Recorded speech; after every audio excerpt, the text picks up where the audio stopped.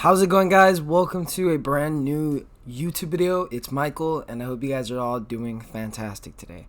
Today, guys, I wanted to sit down and make a commentary for you guys and give you guys my thoughts on Resident Evil Reverse and why it needs a beta. This is going to be more of a relaxed video, me going into detail on my process thinking and how I feel like people should be a little skeptical when it comes to Resident Evil Reverse, but also be hyped for the potential it could have.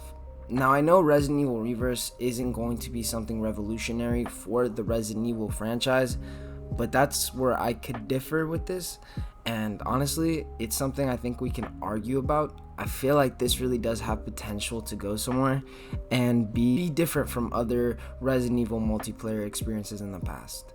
Now, I'm going to be going into detail, but if you guys do go on to enjoy today's video, I would really appreciate if you guys can drop a like, subscribe if you guys are new, and let's get right into this.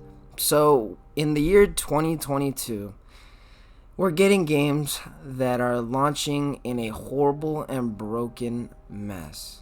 I mean, in the past years, it's always been like this, and they decide to, hey, we're going to patch all the bugs later on. And this is where I think that the potential of a Resident Evil Reverse second beta should come into hand. Now, Resident Evil Reverse is something that a lot of people are on the fence about, me included. I mean, we haven't really received information in the last year and a half.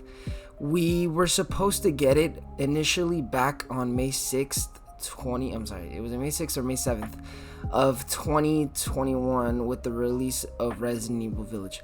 Keep in mind, you do have to buy Resident Evil Village to play Resident Evil Reverse, right? So it's locked behind a $60 paywall, but that's not something I'm going to argue about.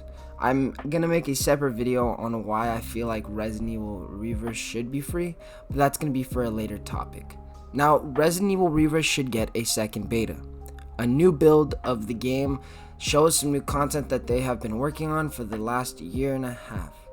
I feel like maybe Resident Evil Reverse really hasn't gotten the big budget experience from more of Capcom's other games. Like Resident Evil 8, I know had a big budget, but I'm debating that this wasn't really something that they put at the forefront.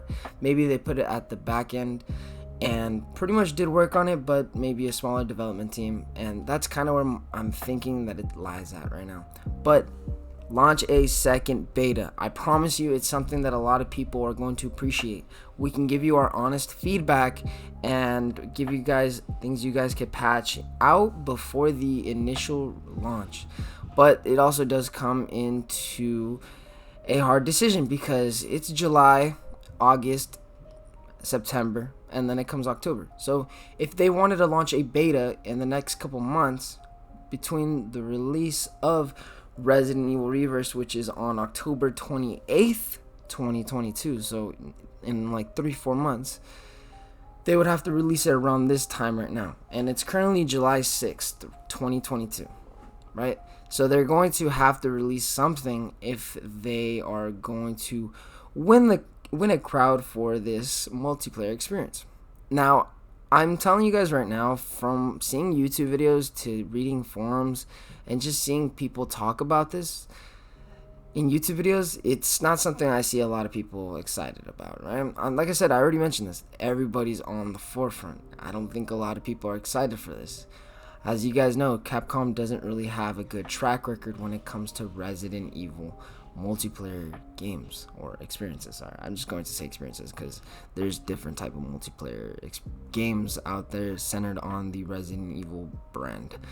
But this year, according to leaks, and I'm going to use this as an example, Call of Duty Modern Warfare 2 2022, to not get confused from Modern Warfare 2 2008, is going to get a beta, and it's going to be releasing, according to the leaks, in September. That's literally 1 month before the initial release. This is something I hope they avoid and we don't get, because that will be very, very bad on the developers' end.